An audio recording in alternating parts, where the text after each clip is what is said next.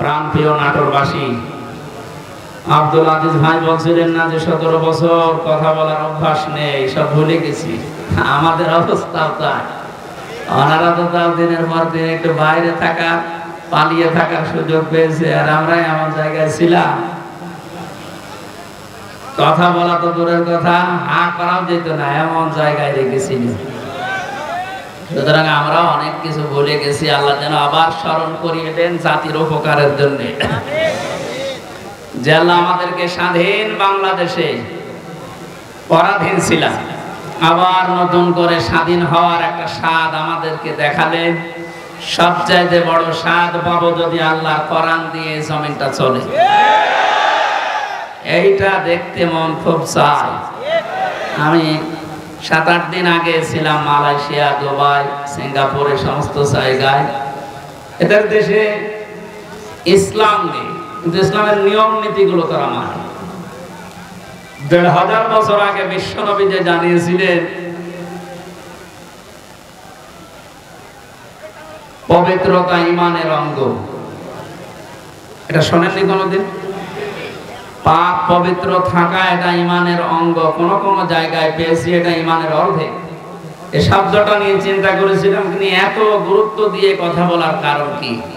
সিঙ্গাপুরে যে দেখলাম এই হাদিসের বাস্তবতা চলছে। আমার সামনে একজন তার ছেলে একটা ঠোঙা, এই যে চিপস মিষ্টি চকলেট মকলেট খাবার পর এটা ঠোঙ্গা ফেলেছিল রাস্তায়। কোথায় ছিল পুলিশ জানি না, সঙ্গে সঙ্গে এসে এটা ফেলেছে কে? আমার ছেলে বোঝে না, এই জন্য না, রাস্তাঘাটে কিছু ফেলা যাবে না, যখন ফেলেছে জরিমানা দেওয়া লাগবে। ধরে নিয়ে গেল থানায়। কি পরিষ্কার পরিচ্ছন্ন, কি মানে জায়গাটা দেখলে মনে হচ্ছে।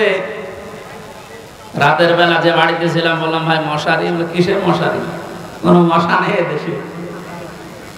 কত বড় পরিষ্কার থাকলে একটা মশা চোখে দেখা যায় না বলেন তো? এই জন্য বলছি ওদের দেশে ইসলাম ওরা মানে না, কিন্তু ইসলামের নিয়ম নীতিগুলো দেখলাম ফলো করছে। বিশ্বাস করে না ইসলাম যে শান্তির ধর্ম, এটা বিশ্বাস করে না।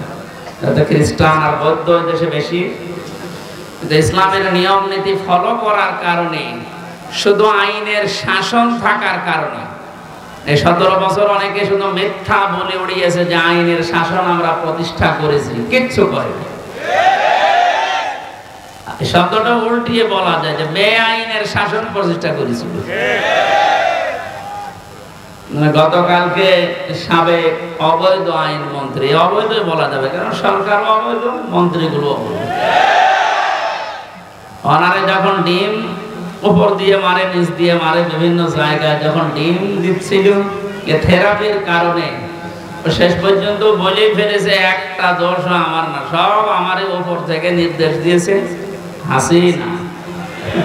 এই কথাটা বলার পরে দেখলাম লোকটা হাসতেছে।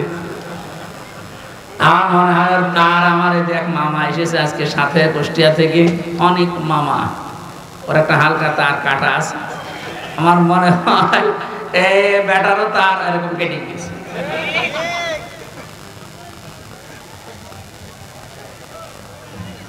এখন যা যে যারে ধরছে একটু কিছু দিলে সব ধরছে বর্তাছে আল্লাহর উপরে। আর যেটা দরবেশ মনে করতাম, এ দরবেশ যে এত খারাপ, দাড়ি কেটে নম হয়ে গেছে। ওরে দেখলে পর্যন্ত শয়তান হাসে যে আল্লাহ তুমি আমার শয়তান বানিয়েছো। এটা তো আসল শয়তান ছিল। হোসেন মাওলানা বলছিল না 29,000, না ওটা 36,000। পদ্মা সেতু বানিয়েছে 32,000 টাকা খরচ করে। আর এই লোকটা শুধু বাইরের একটা ব্যাংকেই টাকা পড়ে আছে 36,000 কোটি টাকা। ওই টাকাগুলো ফেরত পেলে বাংলাদেশে আর একটা পদ্মা সেতু বানানো যাবে। মালয়েশিয়ায় দেখলাম এই যে পেনাং থেকে এই আর একটা শহরে যাবার সময় 2টা ব্রিজ পর পর, একটা মনে হয় 8 কিলোমিটার, একটা 17 কিলোমিটার।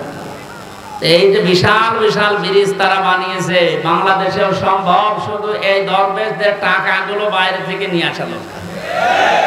এই জন্য যারা দায়িত্বে আছেন আহ্বান জানাবো, এসব এ দরবেশ হোক আর ধরবেশ হোক, এদেরকে এভাবে বিভিন্ন জায়গা দিয়ে ডিম যখন দিচ্ছে দে, কি বলবো, এগুলো নিয়ে এই টাকা পয়সা গুলো সব আমাদের দেশে নিয়ে আসেন, এই দেশ ইনশাল্লাহ দাঁড়িয়ে যাবে। আমরা পবিত্র পরিষ্কার পরিচ্ছন্ন হওয়ার কথা বলছিলাম। স্বাধীন দেশে যেহেতু এখন আছি, জন্মচোখে 52 বছর 53 বছর তো আমার বয়স না, আমার বয়স 32-33 বছর। এখানে যারা আছে এরকম বহু বয়সের মানুষ আছে, এ মানুষগুলো সহ আমরা দেখেছি এই 52 বছর বিভিন্ন মানুষের দেশটা চালিয়েছে, কিন্তু কাঙ্ক্ষিত মানের শান্তি আমরা এখনো পাইনি। এখন শুধু বাকি আছে যে কোরআন দিয়ে চললে কেমন দেখা যায় এটা দেখতে বাকি আছে। এটা আমরা দেখতে চাই কিনা? এটা এমনি এমনি হবে?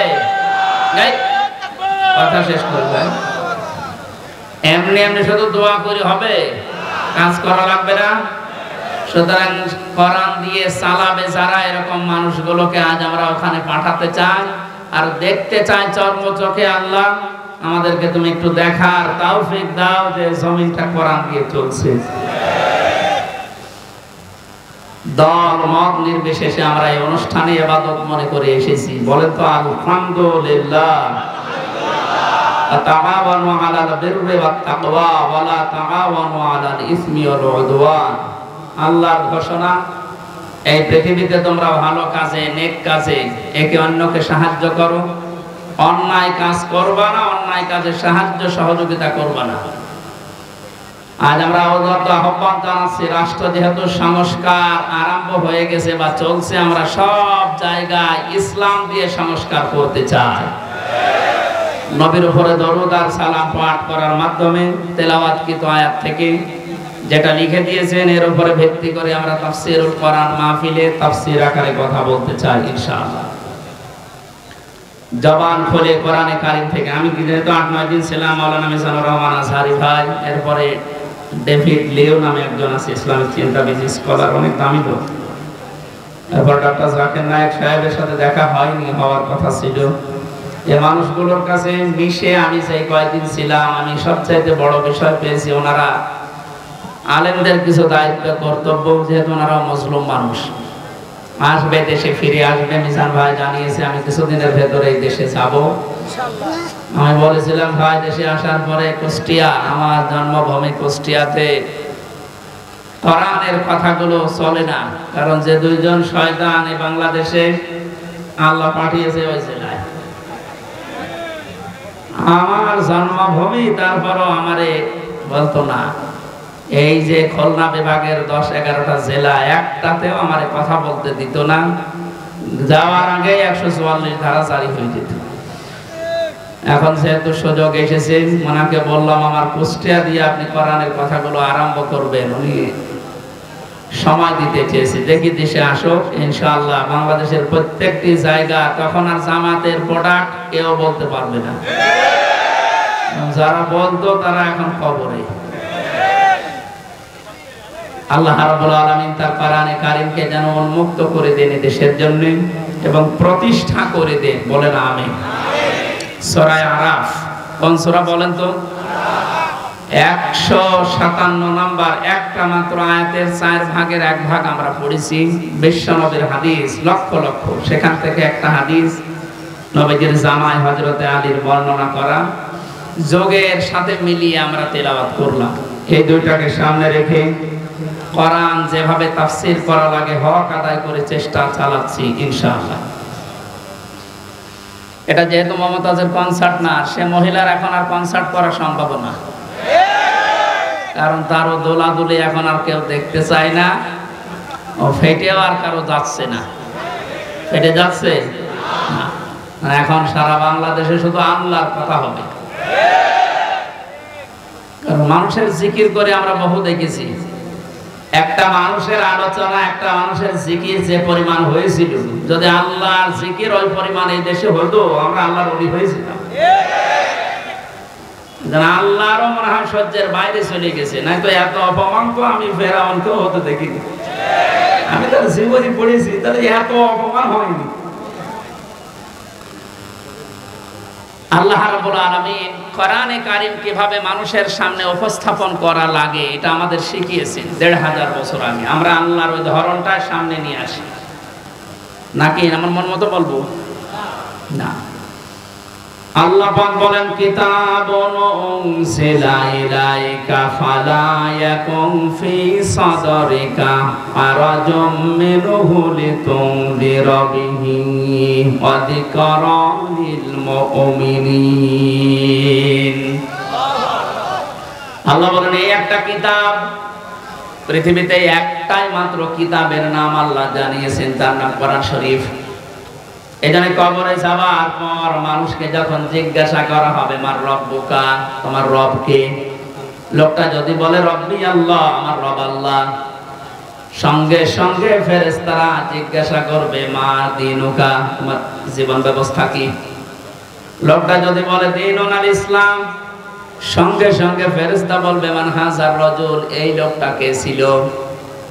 লোকটা যদি বলেও ফেলে হাজা নাবিয়ুনা মুহাম্মাদুর রাসূলুল্লাহ সাল্লাল্লাহু আলাইহি সাল্লাম, সঙ্গে সঙ্গে ফেরেশতারা আরেকটা বলবে এই কথাগুলো তুমি পেয়েছো কোথায়।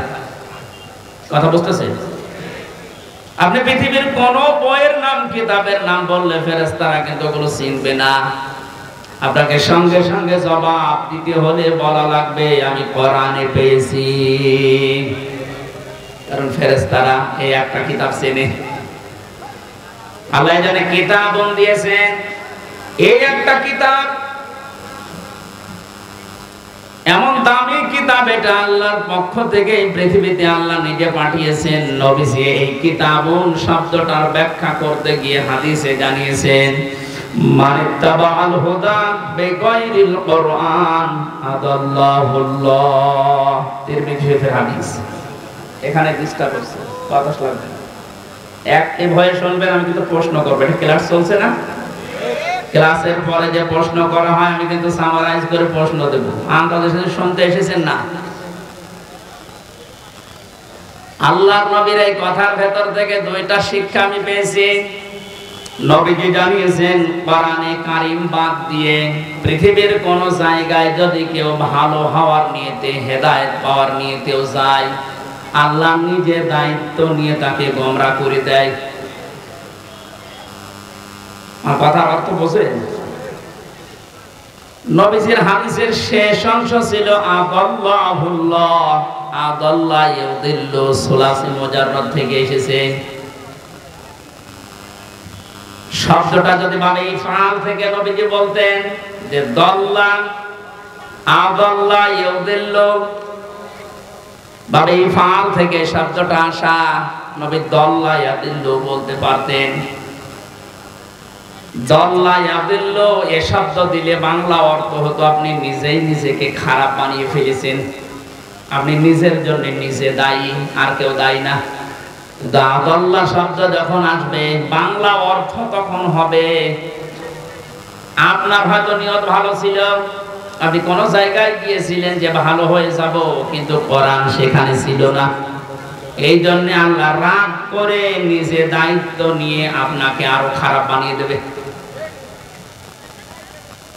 এটার জন্য সবচেয়ে বড় কারণ হচ্ছে পৃথিবীতে একটাই মাত্র কিতাব আল্লাহ মানুষকে হেদায়েত দেওয়ার জন্য সর্বশেষ পাঠিয়েছেন, তার নাম কোরআন শরীফ। কোরআন বাদ দিয়ে হেদায়েত দেওয়ার মতো কোন কিতাব কিয়ামত পর্যন্ত আর নেই। কথা বুঝতেছে?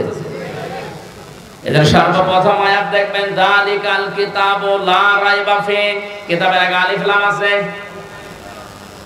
আল্লাহ নির্ধারিত করে জানিয়েছেন একটাই মাত্র কিতাব যেটা মানুষকে হেদায়েত দিতে পারে, তার ভেতরে কোনো সন্দেহ নেই, ভুল নেই, অবকাশ নেই।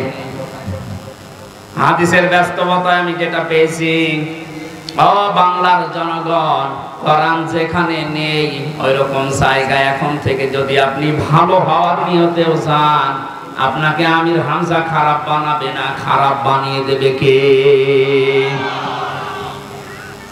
এবার এক বাক্যে বলবেন হেদায়েত দেওয়ার একচ্ছত্র মালিকানা হামজার, বলেন নবীজির, কার?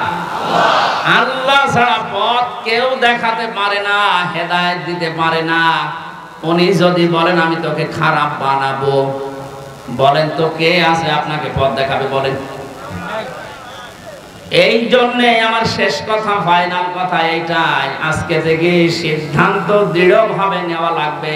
কোরআন যেখানে নেই, সে যত বড় বাবার দরবার হোক, যত বড় রাজনৈতিক দল হোক, যেখানে কোরআন চলে না, কোরআনের কর্মসূচি নেই, আমি ওখানে যাব না। ওখানে যদি আমি ভালো হওয়ার নিয়তেও থাকি, তাহলে আমারে খারাপ বানিয়ে, গোমরা বানিয়ে জাহান্নামে পাঠাবে কে? আমার মনে হয় এই ওয়াজটা যদি আজ আমরা বাংলার 18 কোটি জনগণের ভেতরে 10 কোটি মানুষও মেনে নিতে পারি, এদেশে আমরা গোমরাহি থেকে মুক্ত হব। আল্লাহ রাব্বুল আলামিনের হেদায়েত আমাদের জন্য আম হয়ে যাবে। আশা করছি আপনি কথাটা মেনে নেবেন আপনার প্র্যাকটিক্যাল জীবনে, যে কোরআন যেখানে নেই ওই রকম দলে আমি আজকে থেকে আর নেই। এটা শুধু সামিয়ানার নিচ পর্যন্ত শেষ, বাইরে নিয়ে যাবেন তো ইনশাআল্লাহ। যেখানে কোরআন নেই, তাহলে যদি আপনি চান ও ভালো হওয়ার নিয়ত আপনার ছিল, কিন্তু আপনাকে আল্লাহ ভালো রাখবে না। শ্বশুরকে মানুষ অনেকে বাবা বলে ডাকে, এটা হারাম না, জায়েজ আছে, কিন্তু নিজের বাবার সামনে যদি বারবার শ্বশুরকে আব্বাসান বলেন, লোকজন জিজ্ঞাসা করে এইটাকে, এটা আমার শ্বশুর আব্বা, আর এইটা চিনি না, বাবা রাগ হবে না? বাবা বলা জায়েজ আছে বলে আপনি একেবারে সব সময় মুখে ফেনা তুলে ফেলবেন আব্বাসান বলে, আসল যেটা জন্মদাতা বাবা, ওর কোনো খবর নেই।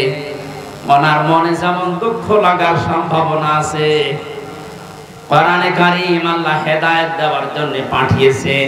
এটা বাদ দিয়ে সত্যি যদি আপনি কোন জায়গায় আপনার নিয়ত ভালো নিয়েও যান, আল্লাহ কিন্তু দায়িত্ব নিয়ে আপনাকে খারাপ বানিয়ে দেবে। আল্লাহ এই জন্য শব্দটা প্রথমে দিয়েছেন কিতাবুন, এই একটা কিতাব, উনজিলা ইলাইকা, হে নবী আপনার প্রতি আমি এটা নাযিল করেছি, ফালা ইয়াকুম ফি সাদরিকা হারাজুম মিনহু লিতুনযিরা বিহি।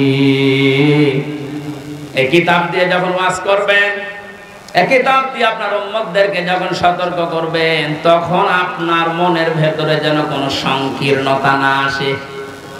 হারাজুন শব্দের ব্যাখ্যা পেয়েছি আমি তাফসীরে দুইটা, একটু খেয়াল করেন। এক নম্বরে কোরআনে কারীম দিয়ে যখন আপনি মানুষকে বোঝাবেন, তাফসীর করবেন, ব্যাখ্যা বিশ্লেষণ দিবেন, তখন আপনার মনের ভেতরে যেন এই ধারণা না আসে, না জানি অনেকের আবার মন খারাপ হয় কিনা। এরকম মানুষের দেশে ছিল না, কোরআন দিয়েই বলতো, কিন্তু কেটে যেত, চেপে যেত, গোপন করতো, মনে মনে ভাবতো সব যদি কোরআনের কথা ওপেন ভাবে এভাবে খোলাখুলি বলি, সবার মন পাওয়া যাবে না, অনেকে আমার উপর মন খারাপ করবে।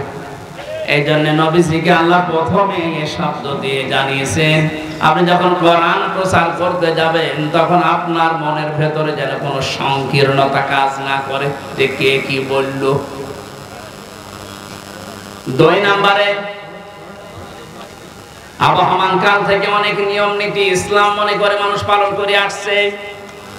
আপনি যখন কোরআনে কারীমের কথাগুলো সঠিকভাবে তুলে ধরবেন, ওইগুলো টিকবে না, এমনি কেটে যাবে। তখন হয়তো অনেকের মন খারাপ হবে, আপনি সবার মন তো পাবেন না। এই জন্য আপনাকে বলছি, কে কি মনে করবে বলবে, কারো দিকে তাকাবেন না। আপনার মনও যেন ছোট না হয়, সংকীর্ণ না হয়। সঠিক কথাগুলো তুলে ধরার দায়িত্ব আপনার, আর হেদায়েত দেওয়ার দায়িত্ব আমি আল্লাহর। যিকরা লিল মুমিনিন, কোরআন শরীফ আমি আল্লাহ দিয়েছি মুমিনদের জন্য, এটা উপদেশ। এই আয়াতটা সামনে রেখে আজকে আমরা তেলাওয়াত কি আয়াতের তাফসীর করব ইনশাআল্লাহ। এবার বলি আমরা, আউযু বিল্লাহি মিনাশ শাইতানির রাজীম, বিসমিল্লাহির রহমানির রহিম। الذين يتبعون الرسول নাবিয়্যাল উম্মিয়্যাল্লাযী ইয়াজিদুনাহু মাকতুবা। সাদাকাল্লাহুল আযীম। কোন সূরা বলেন তো? আরাফ। আরাফ মানে? আরাফ মানে প্রাচীর। আরাফ মানে কি? বিভিন্ন অর্থ আছে। আরাফের অন্যতম অর্থ হচ্ছে আরাফ মানে প্রাচীর। কিয়ামতের দিন আল্লাহ জান্নাত জাহান্নামের মাঝে একটা প্রাচীর দাঁড় করাবে। কিছু মানুষকে আল্লাহ ওই জায়গায় বসাবে, জান্নাতেও দেবে না জাহান্নামেও দেবে না, ওখানে স্টিল তারা বসে থাকবে, দাঁড়িয়ে থাকবে। খেয়াল করেন, এদিকে এত নড়াচড়া, কি সমস্যা? কি আরাফ? কি নাম বললাম? এটা একটা প্রাচীর, জান্নাত জাহান্নামের মাঝে আল্লাহ রাখবে। নামকরণের ভেতরে আমি তাফসীরে তাবারি থেকে বলছি এটা। নবীজি বলেন, সাহাবীরা, এখানে আল্লাহ যাদেরকে বসাবেন এদেরকে জান্নাতেও দেবে না জাহান্নামেও দেবে না, একেবারে স্থির। প্রশ্ন করলেন সাহাবী, হে নবী, এদেরকে আল্লাহ জান্নাতে দিচ্ছে না, কারণ কি? বিশ্বনবী জানিয়েছেন, এই মানুষগুলোকে আল্লাহ জান্নাতে দেবে না তার অন্যতম কারণ এরা মা বাবার সাথে খারাপ আচরণ করত। এরা নামাজ পড়েছে, রোজা রেখেছে, ভালো ভালো কাজের আঞ্জাম দুনিয়ায় দিয়েছে, দান সাদকা এদের সব ছিল, শুধু একটা বিষয়, পারিবারিক জীবনে মা বাবার সাথে এদের ভালো ব্যবহার ছিল না। এখানে কোরআনে কারিমে আল্লাহ জানিয়েছেন, ক্বাদা রাব্বুকা আল্লা তা'বুদু ইল্লা ইয়্যাহু ওয়া বিল ওয়ালিদাইনি ইহসানা। আমি আল্লাহ রায় দিয়েছি। রায় দিচ্ছেন কে? আমি আল্লাহ রায় দিয়েছি, ফয়সালা করেছি, সিদ্ধান্ত নিয়ে ফেলেছি যে আমি আল্লাহ ছাড়া কারো ইবাদত করা যাবে না, আর মা বাবা যাদের আছে তাদের সাথে ভালো ব্যবহার করা লাগবে। আয়াতের ভেতরে দুইটা বিষয় বেশি। কয়টা? এই যে আল্লাহর ইবাদত করা লাগবে, আল্লাহর আইন মানা লাগবে, কোনো প্রশ্ন করা যাবে? বলেন বলেন। আপনার বুঝে আসুক বা না আসুক, আল্লাহর আইন আল্লাহর ইবাদত মাস্ট বি। আপনাকে এই জন্য আল্লাহ বানিয়েছে। তাহলে আল্লাহর আইন মানা এটা ফরজ। আল্লাহর আইন মানা কি? আরো জোরে বলেন। মা বাবার আইন মানা কি? না, এই শোনেন, মাঝখানে ওয়া আল্লাহ দিয়েছেন, খেলা করার জন্য দিয়েছেন। ওয়া বিল ওয়ালিদাইনি ইহসানা। মা বাবার আইন মানা ফরজ না, মা বাবার সেবা করা ফরজ। মা বাবার পেছনে খরচ করা, তাদের সেবা শুশ্রূষা করা, এটা কিন্তু নফল না, মুস্তাহাব না, মুবাহ না। এটা আল্লাহর নামাজ যেমন পড়েন ঠিক ওই রকম ফরজ। এই মানুষগুলো এই কাজ করে না, এই জন্য আল্লাহ এই জায়গায় দাঁড় করিয়ে রেখেছে। সাহাবী বলেন, হে নবী, এদেরকে আল্লাহ জাহান্নামে দেয় না কেন? তাহলে বিশ্বনবী বলেন, সাহাবীরা, এই মানুষগুলো দিন কায়েমের জন্য দুনিয়ায় আন্দোলন করেছে, চেষ্টা চালিয়েছে, এই কারণে জাহান্নামে দেয় না। তাহলে হাদিস থেকে বোঝা যায়, দুনিয়ায় যারা দিন কায়েমের জন্য চেষ্টা চালাবে, সংগ্রাম করবে, মুজাহাদা করবে, এই মানুষগুলোর জন্য জাহান্নামের আগুন হারাম। আমরা জাহান্নামে যেতে চাই না, কারণ যারা আমরা ইসলাম এই পৃথিবীতে দাঁড় করানোর জন্য, কায়েম করার জন্য চেষ্টা চালিয়ে যাচ্ছি, খাদেম হিসাবে, কামলা হিসাবে, আমাদেরকে আল্লাহ জাহান্নামে দেবেন, আপনি বিশ্বাস করতে পারেন। তো পারিবারিক জীবনে যেন এমন কোন কাজ আমরা না করি যে না আমরা জান্নাতেও যেতে পারছি না। এখন একটা ছোট্ট প্রশ্ন এখানে আছে, আজ হাজার লক্ষ পরিবারে আমরা অনেকেই চেষ্টা করে যাচ্ছি যে পারিবারিক জীবনে আমরা শান্তি সুখে কাটাবো, যেন জাহান্নামে যাওয়া না লাগে মা বাবার সাথে আচরণ খারাপ করার কারণে। তো অনেক পরিবারে আমরা বাস্তবে দেখতে পাচ্ছি, স্ত্রীর কারণে আর স্ত্রীর মা বাবার এই কুপরামর্শের কারণে অনেক সংসারে সন্তান মা বাবার সাথে ভালো আচরণ করতে পারছে না। সম্মানিত মা বোন যারা বিভিন্ন জায়গায় বসে আছেন, শুধু নামাজ পড়া আর পর্দা করা ইবাদত না, মানুষের সাথে মুআমালাত, মুআশারাত, পারিবারিক জীবনে নিজের নিকট আত্মীয় স্বজনের সাথে ভালো ব্যবহার করা ইবাদত। এটা হাজারো পরিবারে নেই। এজন্য অনেক মানুষ ইসলাম সঠিকভাবে মানতেও পারছে না। বাস্তবতায় সে দান, সাদকা, নামাজ, রোজা, হজ, যাকাত বহু কিছু করছে। পারিবারিক জীবনে স্ত্রীর শুধু মন ছোট থাকার কারণে নিজেও বাধ্য হয় স্ত্রীর কারণে মা বাবার সাথে খারাপ ব্যবহার করতে। আপনি কিন্তু আমাকে আরাফ নামক জায়গায় দাঁড় করাতে বাধ্য করছেন। সুতরাং স্ত্রী যারা এসেছেন ওরা মন উদার করবেন, মনে করবেন যাদের বাড়িতে আসলাম এগুলো আমার মা আর বাবা। আমি হাজারো মেয়ে লোককে দেখেছি নিজের মা বাবা দোষ করলেও কিছু মনে করে না, মাফ করে দেয়, মানিয়ে নেয়। শ্বশুর শাশুড়ি একটু ভুল করলে মানাতে পারে না, তখন স্বামীর কাছে আস্তে আস্তে কানে কানে কথা তুলে দেয়। এরকম মহিলা দেশে নেই? শ্বশুর শাশুড়ি যারা বসে আছে ওরা তো এখন বগল বাজাচ্ছে যে কাজ হচ্ছে। কোরআনে কারীম জানিয়েছে ওয়াকুলু লিন-নাসি হুসনা, মানুষের সামনে হাসি মুখে ভালো কথা বলবা, এটা একটা সাদকা দেওয়ার সওয়াব হয়ে যাবে। আপনি শ্বশুর আর শাশুড়ি হয়েছেন তাতে কি? মেয়েটা 18 বছর, 20 বছর, 22 বছর পরে আপনার বাড়িতে এসেছে, এটাকে নিজের মেয়ের মতো মনে করতে পারেন না। আল্লাহর কসম, আমি আল্লাহকে সামনে নিয়ে বলছি, সাক্ষী করে বলছি, সত্যি যদি মা আর বাবা নিজের মেয়েকে, নিজের ছেলেকে যে নজরে দেখে, পুত্রবধূকে এই নজরে যদি দেখতে পারতো, আমরা হাজারো সন্তান আরাফ নামক জায়গায় থাকতাম না। এটা আহ্বান জানাচ্ছে। আমরা তো চেষ্টা করছি, কিন্তু আপনাদের এই ছোট মনের কারণে পারছি না। আপনার মনটা উদার করেন। কি করবেন আপনি দুনিয়ার এই সয় সম্পদ দিয়ে যদি জাহান্নামে যাওয়া লাগে? আল্লাহ আমাদেরকে আরাফ নামক এই জায়গায় যেন দাঁড় করিয়ে ভাগ্য হত না করেন। নবীজি কিন্তু হাদিসের শেষে আর বলেননি যে এরা যাবে কোথায়। বলেন তো এই হাদিসে পর্যন্ত থাকলে কি দাঁড়াচ্ছে অর্থ? জান্নাতেও যেতে পারছি না শুধুমাত্র এই কারণে, জাহান্নামও আল্লাহ দিচ্ছেন আমি ইসলামী আন্দোলন করার কারণে। অথচ এই জায়গায় যদি দাঁড়িয়ে থাকা লাগে আবাদান আবাদান, আমার মতো হতভাগ্য মানুষ আছে। আল্লাহ আমাদেরকে হেফাজত করুন, বলেন আমিন। মক্কায় নাযিল হয়েছে সূরাটা, 206টা আয়াত আছে, 16টা রুকু আছে। ক্রমিক নাম্বার হিসাবে কোরআনে কারীমের এটা 7 নাম্বার সূরা। মাত্র একটা আয়াতের 4 ভাগের 1 ভাগ পড়েছি। আয়াতের ভেতরে 3টা বিষয় আমরা আলোচনা নিয়ে আসব। 1 নম্বরে আমাদের নবী মুহাম্মদ রাসূলুল্লাহর 3টা গুণ আল্লাহ দিয়েছেন। কয়টা?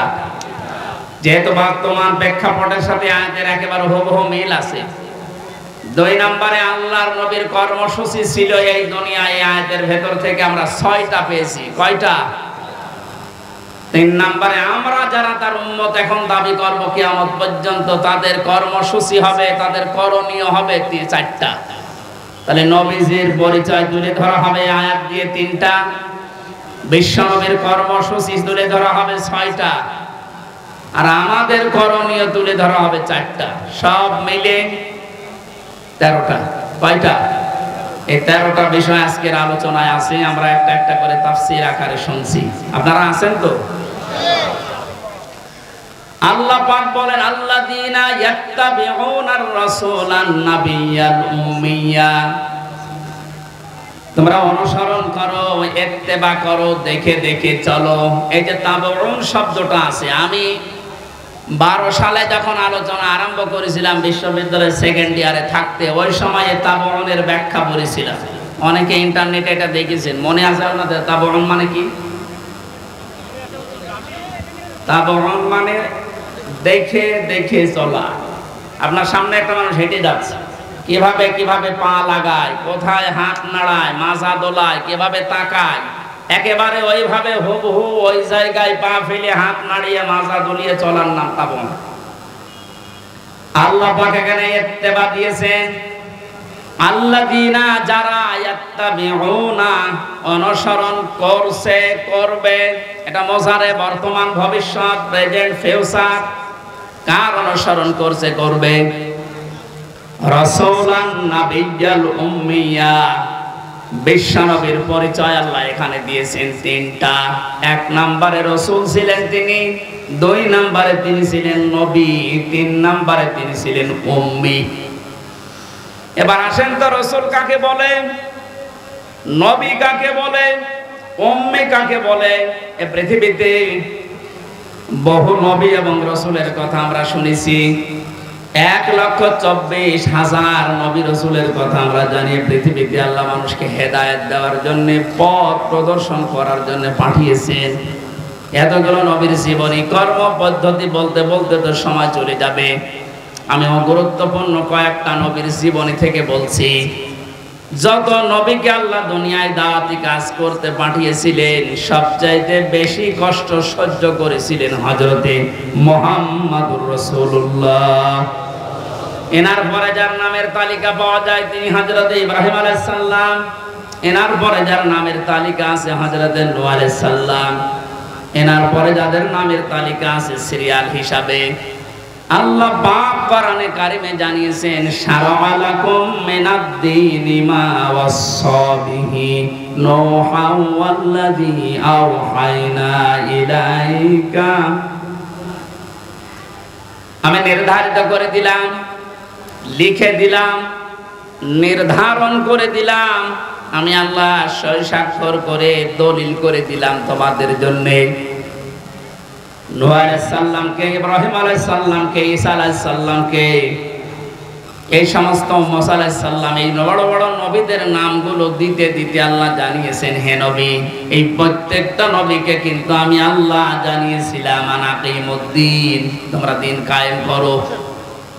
আপনাকেও আমি ওহী করলাম ঠিক ওইভাবে, ওয়াহাইনা ইলাইকা, আপনার প্রতি আমার একই ওহী, আন আকিমুদ্দিন, আপনি দিন কায়েম করেন জমিনে, ওয়ালা তাতাফাররাকু ফি, এ বিষয়ে কোনো ফতোয়াবাজি করবেন না। সময় কিন্তু এসে গেছে এখন এই দেশে ঠিক ওই রকম। আর যে যেখানে যে মতে চলেন না কেন, সবাইকে আমরা আহ্বান জানাচ্ছি, সবাই আসেন ঐক্যবদ্ধ হয়ে আল্লাহর দ্বীন, কোরআনে কারীম, ইসলাম এই দেশে আমরা এখন কায়েম করার পরিবেশ তৈরি করি। সত্যি যদি এটা কায়েম না হয়, হালালকে হালাল জেনে অনেক সময় মানা যাবে না, হারামকে হারাম জানার পরও ছেড়ে দেওয়া যাবে না। এই 17 বছর যেটা দেখলাম, এই জন্য আমাদের সবচেয়ে বড় কাজ হবে এখন আল্লাহর এই জমিনে আল্লাহর দ্বীন কি করে কায়েম করা যায়, দাঁড় করানো যায়।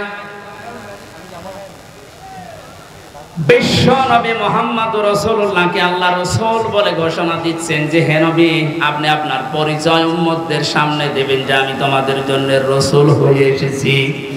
511 জন রাসূলের কথা আমরা পড়েছি, আর বাকিগুলো সব আল্লাহ নবী হিসাবে পাঠিয়েছিলেন। এই সমস্ত মানুষদের দায়িত্ব কোরআনে কারিমে এক একটি আয়াতের ভেতরে আল্লাহ দিয়েছেন, ওয়ালাকাদ বা'আসনা ফি কুল্লি উম্মাতির রাসূলান আনি ইবুদুল্লাহ ওয়াজতানিবুত তাগুত। রব্বুল আলামিন বলেন, এই পৃথিবীর যত, ওয়ালাকাদ বা'আসনা ফি কুল্লি উম্মাতির রাসূলান, প্রত্যেকটি জাতির জন্য আমি আল্লাহ রাসূল পাঠিয়েছিলাম। প্রতিটি নবী আর রাসূলদের জীবনের দায়িত্ব মূল ছিল দুইটা, তারা উম্মতদের কাছে যেই বলতেন আল্লাহর ইবাদত করো। কার ইবাদত? এই শব্দটা নিয়ে আজ হাজারো জায়গায় আমরা এই দেশের ভেতরে অনেক ভেজাল দেখতে পাচ্ছি। কমনে দিয়েছে ফ্যান, ইয়ার কি মারছেন এখানে বসে বসে।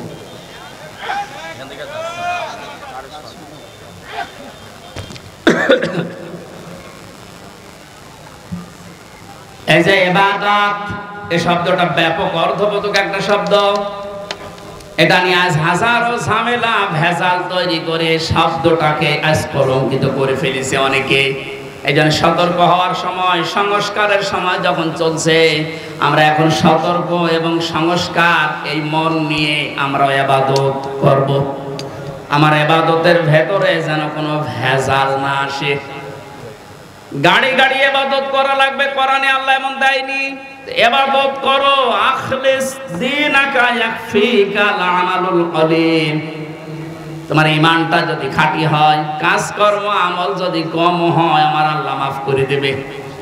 আমাদের অনেকের কাজ কারবার দরবেশ বাবার মতো গাড়ি গাড়ি দেখতে পাচ্ছি, ওর একটা বক্তব্য শুনেছিলাম কয়েকদিন আগে, ও বলেছে কোরআনেও সমস্যা আছে।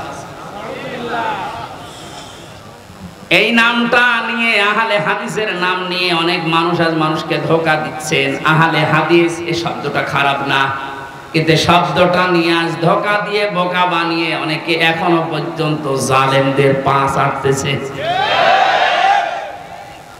কালকের বক্তব্য ছিল একজনের রফিক নামে,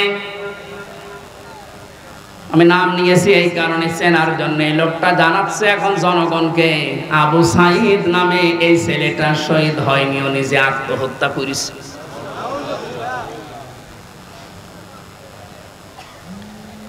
বিশ্বনবী কোরআন হাদিসের ভেতরে তিনি স্পষ্টভাবে জানিয়েছেন, কেউ যদি দেওয়াল চাপা পড়ে মারা যায় সে শহীদের মর্যাদা পায়, পানিতে ডুবে মারা যায় শহীদের মর্যাদা পায়। এ কথা কি নতুন শুনছেন? বলেন।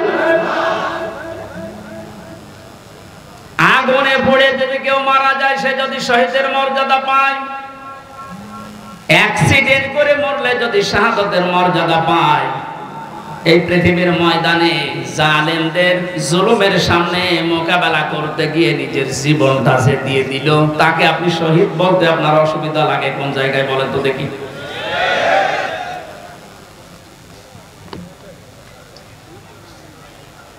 এবার আমার দুইটা নোটিশ বলছে, যেহেতু এই শব্দটা শুনি আজকে আজ 2 দিন ধরে অনেক জালেমের দোসর যারা, তারা এখনো পর্যন্ত অপপ্রচার চালাচ্ছে এদের বিরুদ্ধে, এই জন্য দুইটা নোটিশ বলছি। সূরা বাকারার 154 নাম্বার আয়াত, 2 নাম্বার পারা, 2 নাম্বার পৃষ্ঠা, 12 নাম্বার 13 নাম্বার লাইনে আছে, ভালো করে মিলাবে। আল্লাহ পাক বলেন, ওয়ালা তাকুলু লিমান ইয়াকতালু ফি সাবিলিল্লাহি আমওয়াত বাল আহয়াউ ওয়ালাকিন লা তাশউরুন। আপনি হয়তো এভাবে এতদিন চিন্তা করেননি, যেভাবে আমি বলছি মিলিয়ে দেখেন। আল্লাহ বলেন, ওয়ালা তাকুলু, হে পৃথিবীর লোকেরা, কেউ এ কথা মুখ দিয়ে বলবা না। কথা বলে মানুষ কি দিয়ে? বলো না কেন? এজন্য মুখের উপর আল্লাহ নোটিশ দিয়েছেন, কেউ এ কথা বলবা না। একজন দুইজন না, কেউ বলবা না, বহু বচন। লিমান ইয়াকতালু ফি সাবিলিল্লাহি আমওয়াত, আমি আল্লাহর জন্য, মানবতার জন্য যারা জীবন দিয়ে গেল, এই মানুষ মরে গেছে, এই কথা বলবা না। বাল আহয়াউন, বরং তারা জীবিত। ওয়ালাকিন লা তাশউরুন, কিন্তু তোমরা টের পাও না। এটা তো মুখের উপর আল্লাহ দিলেন, মানুষ মুখের পরে অন্তরেও ধারণা করতে পারে। ধারণা করা কি দিয়ে? অন্তর দিয়ে মানুষ যেন ধারণাও না করে যে তারা শহীদ হয়নি, তারা এমনি মারা গেছে, কথা যেন ধারণাও না করে। সূরা আলে ইমরান 4 নাম্বার পারার 11 নাম্বার পৃষ্ঠার 9 নাম্বার লাইনের 159 নাম্বার আয়াতে 69 নাম্বার আয়াতে জানিয়েছেন, ওয়ালা তাহসাবান্নাল্লাযীনা কুতিলু ফি সাবিলিল্লাহি আমওয়াতা বাল আহয়াউন ইনদা রাব্বিহিম ইরযাকুন। খুব খেয়াল করেন, অন্তর দিয়েও কেউ যেন ধারণা না করে যারা মারা গেছে। আল্লাহ পাক বলেন, ধারণাও কোনোদিন করবি না যে মরে গেছে না। কারণ জীবন জালেমের সামনে নিজের জীবন দিয়ে দেওয়া তো সহজ কথা না। ওরা কিন্তু জীবিত আছে, ওরা জিন্দা। ইনদা রাব্বিহিম ইরযাকুন, তারা তাদের রবের কাছে রিজিক পাচ্ছে। সুতরাং আবু সাইদ রংপুরের এই ছেলেটা জালেমের সামনে দাঁড়িয়ে জীবনটা দিয়ে শাহাদাতের মরণ পেয়েছে। এটা কোনোদিন আপনি মুখ দিয়ে যেন না বলেন যে লোকটা মরে গেছে, ধারণাও না করেন যে মরে গেছে না, ও শহীদ হয়েছে। কি হয়েছে? স্বাধীনভাবে কথা বলতে পারতাম না। পাশের জেলায় বাড়ি আমার, নাটোর, কুষ্টিয়া। এখানে দাওয়াত খেতে এসেছিলাম বিয়ের, তারপর আমার ঢুকতে দেয়নি। কোথায় ছিলাম আপনি টের পেয়েছেন? স্বাধীনতা পরাধীনতা কি আমরা 17 বছর টের পেয়েছি। স্বাধীনভাবে চলাফেরা করার বাক স্বাধীনতা ফিরিয়ে দেওয়ার জন্য যে মানুষগুলো জীবন দিয়েছে, মাস্ট বি 100 ভাগ আমি বিশ্বাস করি ওরা সব শাহাদতের মর্যাদা পেয়েছে। এমনকি জালেমের জুলুমের শিকার হয়ে আয়না ঘরেও বহু মানুষ জীবন দিয়েছে, জেলখানার ভেতরে জীবন দিয়েছে। এমনকি কোরআনের পাখিকে অনেকে বলছে উনি স্বাভাবিকভাবে মারা গেছে, না, আমি পাশে জেলে ছিলাম, উনি 1 নম্বরে, আমি 4 নম্বরে। আল্লামার সাথে আমার একদিন দেখা হয়েছিল মাত্র 10 মিনিটের জন্য। উনি এমনি মারা যায় যে ওনাকে মেরে ফেলা হয়েছে, তার বাস্তব প্রমাণ আমার মুখের হাসিটা। এখন ভিডিও বের হচ্ছে, জেলার আর সুপারের আত্মীয়রা তারা পরিচয় দিয়ে বলছে ওনাকে জোর করে সই করিয়ে বলেছে আপনি সই করেন, আপনাকে মুক্ত করে দেওয়া হবে নির্বাহী আদেশে। এই কথা বলে বের করে নিয়ে গেছে। উনি তো খুশি আনন্দ যে আমি পরিবারের কাছে ফিরে যাচ্ছি। কিন্তু শয়তান যারা আছে শয়তানি করে ষড়যন্ত্র করে যাকে দায়িত্ব দিয়েছিলেন মোস্তফা জামান এ কোলাঙ্গার, এই যে কি জিনিস এখন আমরা টের পাচ্ছি, একার তৈরি করা এখন আপনি দেখতে পাচ্ছেন। আমার মনে হয় একে যদি আমার মতো এরকম 10 দিন রিমান্ডে রাখেন ও সব সত্য কথা বলে ফেলবে। আমার মুখ দিয়ে রিমান্ডে একটা কথা ওরা বের করতে পারেনি, শেষ পর্যন্ত মন মতো লিখে আমাকে বলছে সই করেন আপনারা ছেড়ে দেওয়া হবে। আমি তো রিমান্ডে বুঝতাম না যে 164 কি, মনে করলাম ছেড়ে যখন দেওয়া হবে দেই, এখন দেখি সব আমার বিপক্ষে লিখেছে। আমি নাকি দেশের বিরুদ্ধে কথা বলতাম, যতগুলো বক্তব্য দিয়েছি দেশের ভালোবাসার পক্ষে দিয়েছি, কারণ দেশকে ভালোবাসা এটা ইমানের অঙ্গ। আরে মানুষগুলো এটা আমাকে বলে কয়ে নিয়েছে যে বলেন আপনি যে আপনাকে এদেশের কিছু মানুষ টাকা পয়সা দিয়ে ব্যবহার করে যে আপনি দেশের বিরুদ্ধে, এই সরকারের বিরুদ্ধে, তাহলে আপনাকে ছেড়ে দেব। শেষ পর্যন্ত বলতে রাজি যখন হলাম না, 11 ঘন্টা আমার টাঙিয়ে রেখেছিল কালো কাপড় দিয়ে, চোখ বেঁধে। নিজেরা বলা করতো হুজুর আপনি নির্দোষ আমরা জানি, কিন্তু আপনাকে কথা বলা লাগবে। পেছনে হাত হ্যান্ডকাপ দিয়ে বেঁধে, কালো কাপড় দিয়ে চোখ বেঁধে 11 ঘন্টা এক জায়গায় আমার নামাজও পড়তে দেয়নি। 4 ওয়াক্ত জোহর আসর মাগরিব এসে আমি সব ইশারায় পড়েছি। এখন নামাজ পড়ছি কোন সময় আমি তাও জানি না, কারণ মাটি নিচে তো। সর্বশেষ যখন বললাম না এত বড় মিথ্যা কথা আমি বলতে পারবো না, আকিস গ্রুপে আমি চাকরি করতাম, ওনাদের বিরুদ্ধে হাজার হাজার কথা লিখতে বলেছেন, একটাও পারবো না, কারণ ওনারা এরকম না। শেষে আমার বলছে যদি আপনি আজকে সন্ধ্যার ভেতরে এগুলো স্বীকার না করেন, না বলেন, তাহলে আপনার বউ তুলে নিয়ে আনবো। কি চরিত্র দেখিস। আর এখন অনেক সুর তুলছে অনেকে যে এদের মাফ করে দাও। এই জালেমদের মাফ করা মানে মাসলুমের উপরে অভিশাপ।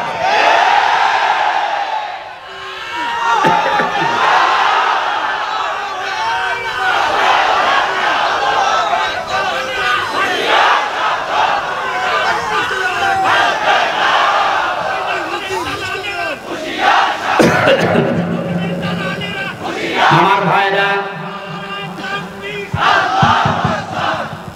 আপনি আমান আজমের জীবন ফিরিয়ে দিতে পারবেন? ব্যারিস্টার আরমানের স্ত্রীর কাছে আপনি কি জবাব দেবেন বলেন? কোথায় পৌঁছিয়েছেন তার জীবনটা? কি ট্যালেন্টেড সন্তান ছিল মীর কাসেম আলীর।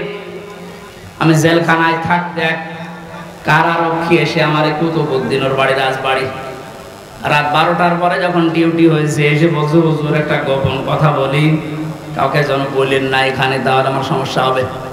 কি হয়েছে বলে, আমি যেদিন দায়িত্বে ছিলাম মীর কাসেম আলীর, যেদিন ফাঁসি হবে লোকটাকে যেয়ে বললাম স্যার আর সময় নেই, মাত্র 3 ঘন্টা আছে, আপনি প্রস্তুতি নেন।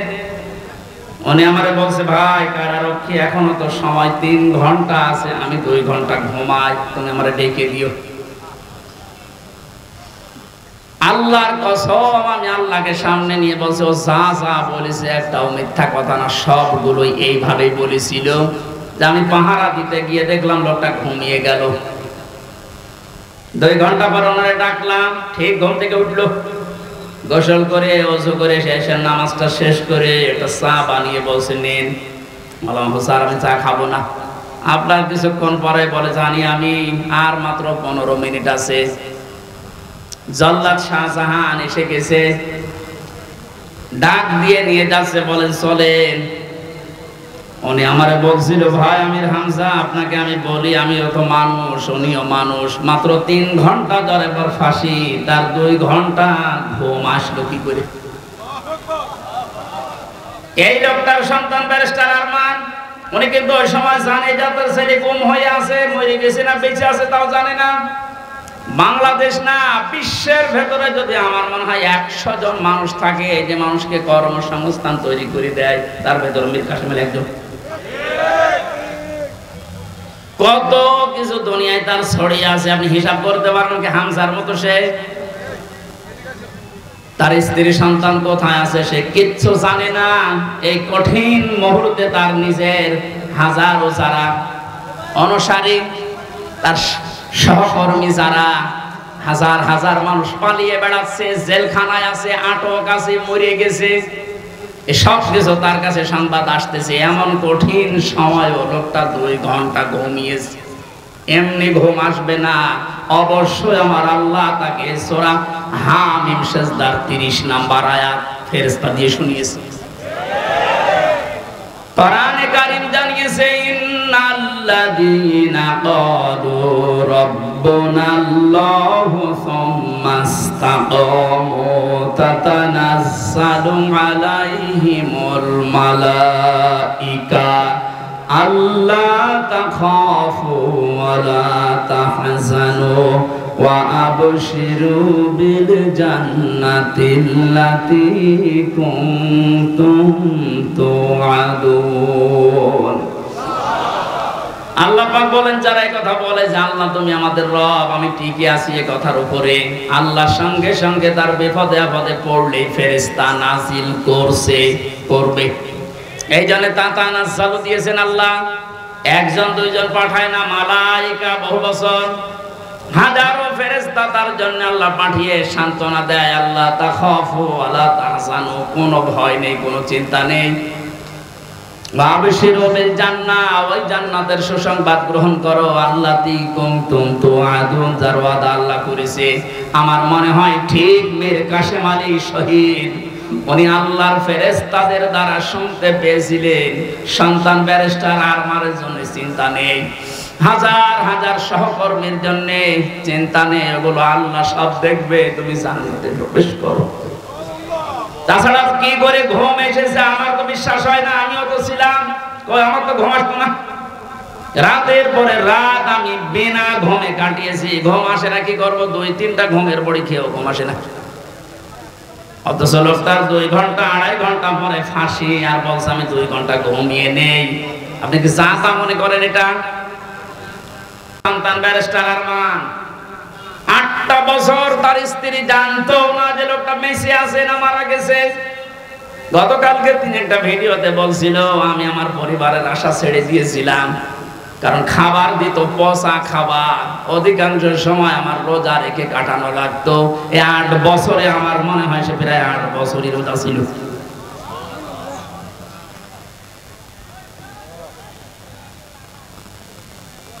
কোথায় পৌঁছিয়েছে তারা এই মানুষগুলো? আর উল্টা পাল্টা এখনো পর্যন্ত অনেক জালেমের দোসররা ধারণা করে যাচ্ছে যে কি করেছে যে আমাদের দেশ থেকে তাড়িয়ে দিল। কি করেছেন আপনি টের পাচ্ছেন না? আপনি যদি কিছু না করেন আপনার শুধু আইনা ঘরের কারণে ফাঁসি হওয়া দরকার। মানবতার সাথে যেটা কত বড় মারাত্মক অপরাধ আপনি টের পাচ্ছেন না এখনো? যারা ছিল তাদেরকে একটু জিজ্ঞাসা করেন। ব্যারিস্টার ব্রিগেডিয়ার আমান আজমি ভাই শেষ পর্যন্ত এই কান্না জড়িত কণ্ঠে বলেছে যে আমি সূর্যের আলো কি এই 10-12 বছর দেখি নাই। এদিকে 1.5 হাত, ওদিকে 1.5 হাত। আমার যে মাটির নিচে ছিলাম ওখানে তাও তো এদিকে 3.5 হাত, এদিকে 2.5 হাত ছিল, আর আরো ছোট। এরপরও জালেমদের পক্ষে আপনি সাফাই গান, জালেমদের পক্ষে কথা বলেন। আপনি মানুষ, আপনারও বিবেক মরে গেছে। মজলুম অবস্থায় এখনো আছি, এখনো পর্যন্ত অসুস্থ, আমার শরীর এখনো স্বাভাবিক হয়নি, এখনো মুসাফির অবস্থায় আছি। দোয়া করছে আল্লাহ কিয়ামতের আগে কোন জালেম যেন এই দেশে আর ফিরে আসতে না পারে। আমরা যারা আছি এই দেশে এখন, আমাদের আলেমদের উচিত হবে নবীরা রাসূলরা তাদের যে পরিচয়গুলো আল্লাহ তুলে ধরেছিলেন, নবীর কাজ কি, রাসূলের কাজ কি, এই পরিচয়গুলো আমরা এখন জনগণের সামনে তুলে ধরব। তাদের কর্মসূচি 6টা। কয়টা? আইহাল্লু লাহুমুত তাজ্জিবাত, তারা হালাল করত পবিত্র জিনিস। আজ বাংলাদেশে হালাল করা লাগবে পবিত্র জিনিসগুলো, আর হারাম করত তারা অবৈধ জিনিসগুলো। বাংলাদেশে এখন প্রত্যেকটা সেক্টরে এখনো পর্যন্ত হারাম জিনিস জিয়ে রাখা হয়েছে। এদিকে তাকান, যারা দায়িত্বে আছেন, অন্তর্বর্তীকালীন সরকার থেকে শুরু করে যারা এখন দায়িত্বে আছেন, এই মুহূর্তে আপনাদের সিদ্ধান্ত নেওয়া লাগবে এই জালেমদের সহযোগী যতগুলো ছিল প্রত্যেককেই ইমিডিয়েটলি এখনই ওদেরকে বহিষ্কার করা লাগবে। এটা সংস্কার যেহেতু চলছে, নবীদের কর্মসূচি 6টা ছিল, তার দ্বিতীয় নম্বর এটা হালালকে হালাল বলে বৈধ জায়গায় দিয়ে দেন। এই 17 বছর যারা বৈধ চাকরিতে উন্নতি পায়নি তাদের কাজ উন্নতির ওই জায়গায় দেওয়া লাগবে, আর যারা অবৈধভাবে আন্দাজে চেয়ারের পর চেয়ার পেয়েছে তাদেরকে নিচে নামানো লাগবে। ইসলামী ব্যাংক থেকে শুরু করে বাংলাদেশের যত ব্যাংকিং ব্যবস্থা, বিচার ব্যবস্থা, প্রশাসন, ব্যবসা, প্রত্যেকটি দিক আর বিভাগে যেহেতু সংস্কার আরম্ভ হয়েছে, এই সংস্কার ইমিডিয়েটলি কয়েকদিনের ভেতরেই করা লাগবে। এখনো পর্যন্ত এই হারামখোর যারা, এদের এই অভ্যাস এখনো যাবে না। বলেন না হুজুর দোয়া করেন। নূহ নবীর চাইতে কি আমি বড় হয়ে গেছি? নূহ নবী দোয়া করেছিলেন না? কি বলেছিলেন? লা তাযারা আলাল আরদি মিনাল কাফিরিনা দাজ্জারা ইন্নাকা ইন তাযারহুম ইউদিল্লু ইবাদাকা ওয়া লা ইয়ালিদু ইল্লা ফাজিরান কাফারা। হে আল্লাহ, বহু চেষ্টা করেছি এদের পেছনে, 950 বছর দাওয়াত দিয়েছি। এদের যে চরিত্র, এদের আন্ডা বাচ্চা পর্যন্ত যেন জমিনে একটাও না থাকে, কারণ যেটা থাকবে ওর পেট থেকে যেটা আসবে ওইটা হবে হারাম। এজন্য জুলুমের পুনরাবৃত্তি আমরা আর দেখতে চাই না। এটা মারাত্মক একটা অপরাধ, সবচাইতে বড় অপরাধ এই গুম। এটা মানুষকে আপনি মেরে ফেলতে পারতেন, সংবাদ দিতেন যে লোকটা মারা গেছে। দেরাওয়ার ভাইয়ের সন্তানের সাথে নাটোরে যা করেছে, আপনি কি জবাব দেবেন বলেন তো? মেরে লোকটাকে ঘরের ভেতরে আপনি আটকিয়ে রাখলেন, পরের দিন জানতে পেরেছে জনগণ, এটাও মোবাইল ট্যাগ করে যে অমুক জায়গায় মরে পড়ে আছে। এই বিশ্বাসঘাতক এই জালেমকে যদি এখন নাটোরবাসী মাফ করে দেয়, যে কি জবাব দেবেন আপনি আল্লাহর কাছে আর দেলাওয়ারের কাছে? বলেন, আপনার ছেলেটা যদি হয়তো আপনি টের পেতেন। আমি একটু টের পেয়েছি, তাই আমার মুখ দিয়ে বরদোয়া চলে আসছে। আমার মেয়েটা আমাকে আজ পর্যন্ত চেনে না। 3টা বছর আমার যোগাযোগ বিচ্ছিন্ন রেখে দিয়েছিল শয়তান ভাই। ওরে আমি 8-9 মাস রেখে গিয়েছিলাম, এখন তো বয়স 4 বছর। আমার এখনো পর্যন্ত আমার কাছেও আসে না, আমার ডাকেও না, আমার কাছে আসে না। কারণ মনে করো বিভিন্ন হুজুর আসতো, ওই রকম একজন হুজুর। আমি জেলখানা থেকে যেদিন বের হয়ে বাড়িতে গেলাম, আমার বছর হুজুর আমাদের বাড়ি চলে। আপনি হাসতেছেন, আমার মনের ভেতরে কত দুঃখ জানেন। আমার নিজের মেয়ে আমার চেনে না। যে জালেমদের কারণে, জুলুমের শিকার হওয়ার কারণে ওদেরকেও যেন ওদের বংশধর না আছে, মাফ করে দেন। মাপ আপনি এই জায়গায় থাকলে আপনার মুখ দিয়ে মাপ বের হতো না। কিসের মাপ? সংস্কার যখন চলছে, নবীদের কর্মসূচি 6টা, এই 6টার ভেতরে 1 নম্বরে এইটা যে হালাল জিনিসকে হালাল জায়গায় নিয়ে এসে বৈধতা দান করেন। সুতরাং এই মুহূর্তে বাংলাদেশের সবচাইতে বড় কাজ হবে, যারা এতদিন পর্যন্ত জুলুমের শিকার হয়ে ওই জায়গায় যেতে পারেনি, ব্যাংকিং ব্যবস্থা বলেন, বিচার ব্যবস্থা বলেন, প্রশাসন বলেন, ব্যবসা বলেন, আজ ওদেরকে ওই জায়গাগুলোয় পৌঁছিয়ে দেওয়া লাগবে। আর হারাম কাজ যেগুলো হারাম হিসাবে হারাম ঘোষণা দেওয়া লাগবে। হারাম এ দেশে নেই, এই কথা বলেন না কেন? বহু অবৈধ জিনিস অলরেডি বন্ধ হয়ে গেছে, সামনে আরো বন্ধ হবে ইনশাআল্লাহ। কোরআনে কারীম থেকে আবার বলছে, আল্লাহ রাব্বুল আলামিন জানিয়েছেন, হে পৃথিবীর মানুষেরা, 3 নাম্বার নবীদের কাজ ছিল সৎ কাজে আদেশ করবে, তারা অসৎ কাজে বাধা দেবে। আজ বাংলাদেশ জামাতে ইসলামীর সর্বোচ্চ দায়িত্বে যিনি আছেন ডাক্তার শফিকুর রহমানের দিকে আপনি তাকান। 4টা দিন এই লোকটার সাথে আমি এক ঘরে ছিলাম কাশিমপুর কারাগারে। এটা মানুষ বলা যায় না, আমার মনে এটা ফেরেশতা। তার যে ঈমান কোন পর্যায়ে আপনি তার সাথে না মিশলে বুঝবেন না। মনে করছেন জামাত ইসলাম, না, কিসের জামাত, সে জামাতের ঊর্ধ্বে। লোকটাকে আমি একদিন বলছি, স্যার আমি তো 3 বছর আছি, আমিও যোগাযোগ বিচ্ছিন্ন, ওইভাবে বলতে পারি না, আমারে দেয় না। আমার আর মাওলানা মামুনুল হকের মোবাইল দিত না, অন্য সবাইকে দেয়, আমাদের দেয় না। হেফাজতের আরো যারা আলেম ছিল তাদের দিত না। ওনাকে দেওয়ার পরে দেখলাম 4 তালা দিয়েছে। দেখা করতে যে বললাম, স্যার এখানে একটা উপায় আছে, আপনি যদি অনুমতি দেন তাহলে আপনাকে এই কারারক্ষীদের মাধ্যমে একটা কায়দা করে মোবাইল এনে দিই, ছোট মোবাইল, আপনি কথা বলতে পারবেন চুরি করে। কি বললে? কার সাথে কথা বলবো, অথচ তার ছেলেটাও পাশের জেলে আছে, তার ছেলেও ডাক্তার, পাশের এক বিল্ডিং পরে তার ছেলে জেল খাটতেছে। কি হিন্দাল সার্কিয়া, কি শয়তানি নাম, উল্টোপাল্টা নাম দিয়ে মামলা। তার স্ত্রী অসুস্থ হয়ে পড়ে আছে, সে যে একটু খবর নেওয়ার জন্য, না কার সাথে কথা বলবো, আমার বলছে হামজা আমি সবাইকে, আমার দল সহ সবাইকে আমি আল্লাহর কাছে দিয়ে এসেছি।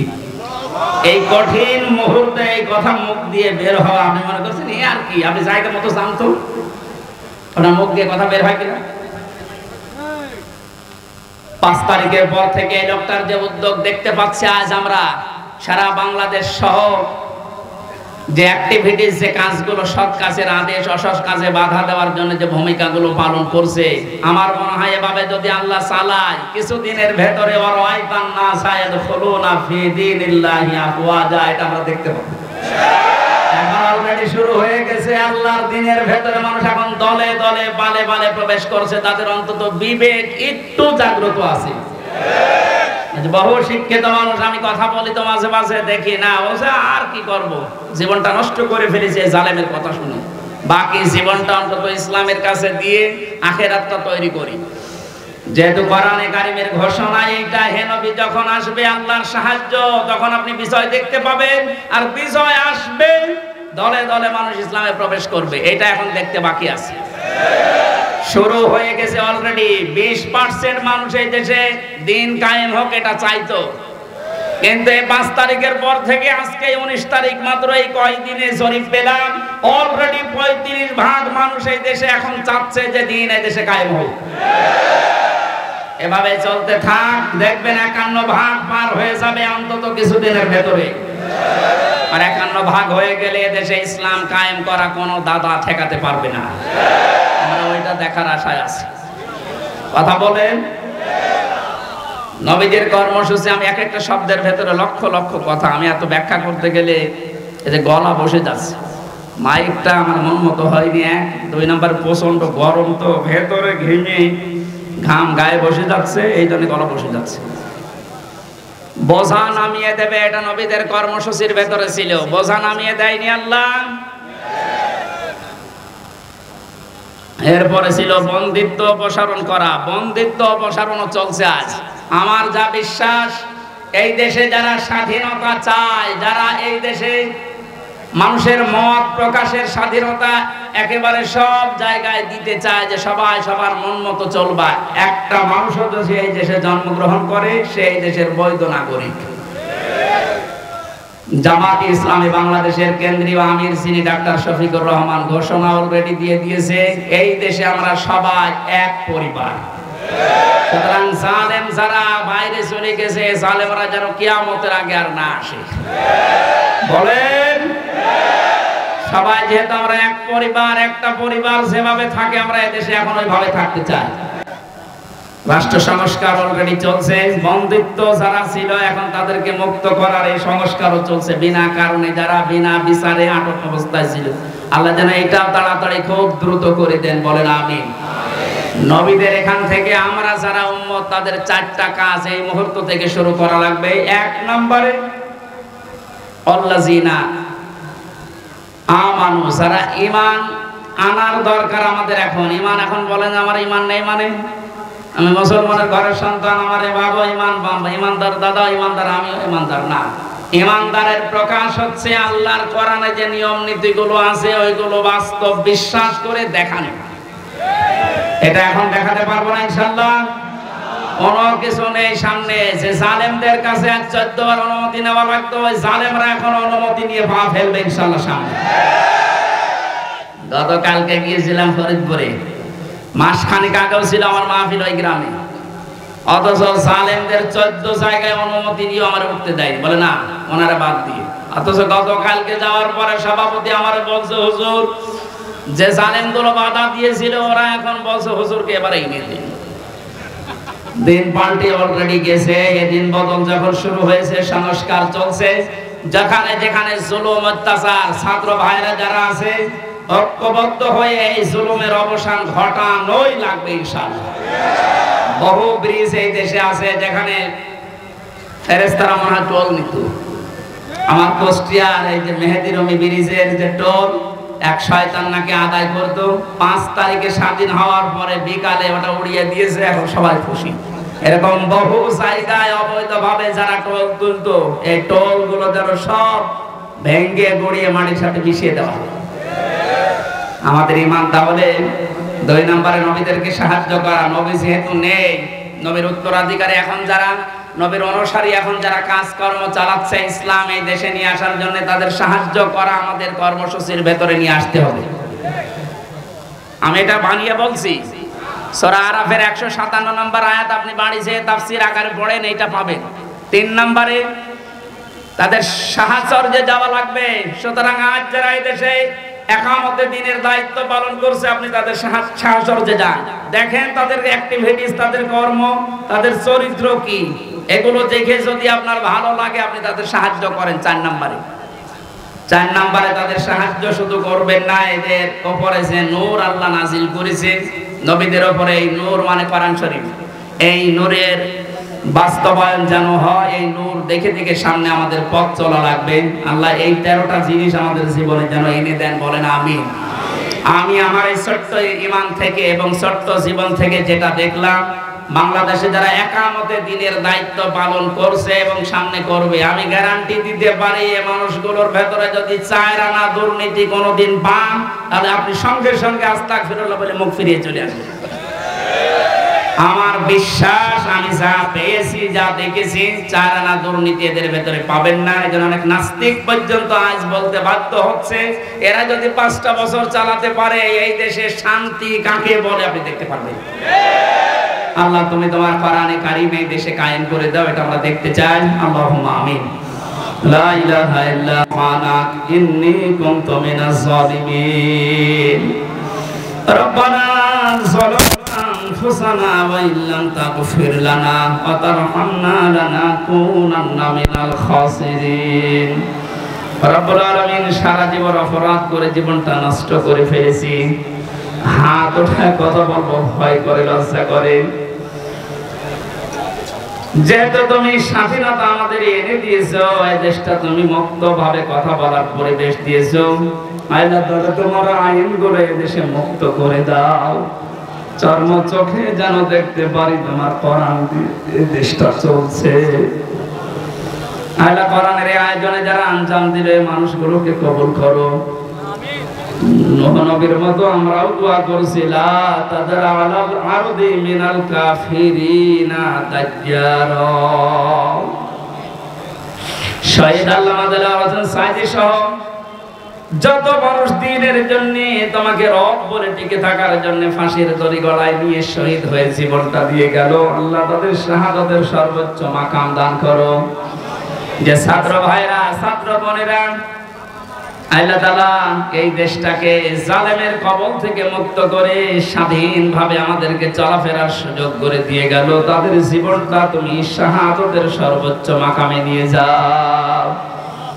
শহীদ আবু সাইদ ভাই, শহীদ মুগ্ধ ভাই সহ, শহীদ আবু রায়হান সহ, আমি নাম না জানা 14 জন মানুষ আমার সামনে কুষ্টিয়া থেকে বিদায় নিয়ে গেল 5 তারিখে। যত মানুষ সারা বাংলাদেশে বিদায় দিয়েছি, আল্লাহ এদেরকে তুমি জান্নাত দিয়ে দাও। আমরা অনেকে অসুস্থ আছি, আমাদেরকে শেফায়ে কামেলা আজেলা নসিব করো রব্বুল আলামিন। বহু মানুষ এখানে এসেছে, মনের ভেতরে কার কি কামনা বাসনা আছে আমি জানি না, যার যে চাহিদা আশাগুলো নিয়েছে আল্লাহ পূরণ করে দাও। বড় স্বপ্ন দেখি আল্লাহ দেশটাকে নিয়ে, বড় সাত জাগে তোমার কোরআনের আইন দিয়ে দেশটা চলছে, এটা দেখা। জীবনে কিছু যদি তোমার ভালো না লাগে, হাজার হাজার বান্দা বান্দীদের দোয়া কবুল করো আল্লাহ, এটা দেখে মরার তৌফিক দাও। কোরআনের পাখির সারা জীবনের স্বপ্ন ছিল এদেশে ইসলাম কায়েম হবে, কালেমার পতাকা পথ পথ করে উড়বে, তিনি দেখে যেতে পারলেন না। আল্লাহ তুমি আমাদের চর্ম চোখে এটা দেখার তৌফিক দিয়ে দাও। আল্লাহুম্মা গফিরলি ওয়ারহামনি ওয়াহদিনি ওয়াফিনি ওয়ারযুকনি ইয়া রাব্বাল আলামিন। নাটোরের সন্তান আল্লাহ তাআলা অধ্যাপক দেলাওয়ার ভাই তার সন্তানটাকে হারিয়েছে, যে জালেমের কারণে তার সন্তানটা বিদায় নিল, আল্লাহ তুমি জালেমকে ছাড় দিও না, তার সন্তানকে শাহাদতি হিসাবে কবুল করে নাও। মাহফিলের যত অতিথি এসেছে আল্লাহ কোরআনের এই খাদেমদেরকে তুমি কবুল করো, মা বোনদেরকে তুমি পর্দায় থাকার তৌফিক দাও। এলাকায় মাটির নিচে যত মানুষ ঘুমিয়ে আছে কোরআনের ইজ্জতে মাফ করে দাও। আগামীতে এই অনুষ্ঠানটা কোরআনের প্রচারের জন্য বিশাল আকারে কবুল করো। কখন কার কাছে আশ্রয় আসে জানি না, রব্বুল আলামিন আবার বলছি তুমি জালেমদেরকে আর এই দেশে প্রতিষ্ঠা দিও না। আজরাইলকে দেখে যেন বলতে পারি লা ইলাহা ইল্লাল্লাহু মুহাম্মাদুর রাসূলুল্লাহ।